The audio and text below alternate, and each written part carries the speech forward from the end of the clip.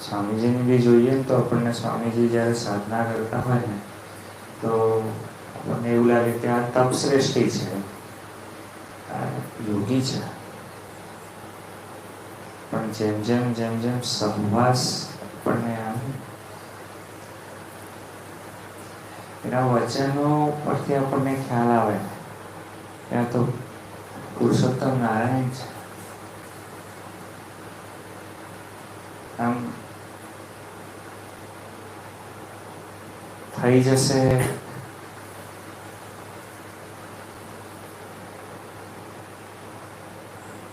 અને એટલા દાસભાવથી બોલે ને. આપણા તો અંદરમાં 2 જણ કામ કરતા હોય તો આપણી બોલવાની સ્ટાઇલ એવી બદલાઈ જાય. પ્રસન્ન સ્વામીએ લખ્યું હતું કે વિદ્યા વિનયથી શોભે છે. હું આમ વાક્ય વાંચું ને તો મને એવું થાય કે વિદ્યા પછી વિનયથી શોભે. વિદ્યા કરતા આગળ શું જતું રહ્યું? વિનય જતો રહ્યો. અને આપણને સહેજ આમ અને આપણે પછી કઈ વિદ્યા જાણતા? લૌકિક,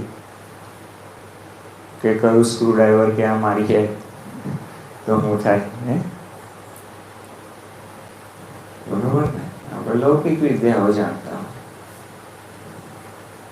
કે સ્કૂટીની આવી હોય તો કેવી રીતે પૈસા બચાવવાના,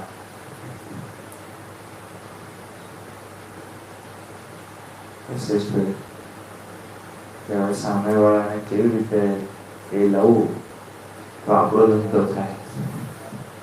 આપણે બધી લૌકિક વિદ્યાઓ જાણીએ છીએ.